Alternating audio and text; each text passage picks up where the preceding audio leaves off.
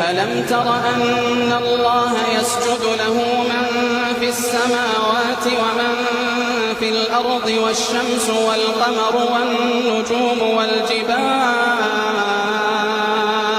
والجبال والشجر والدواب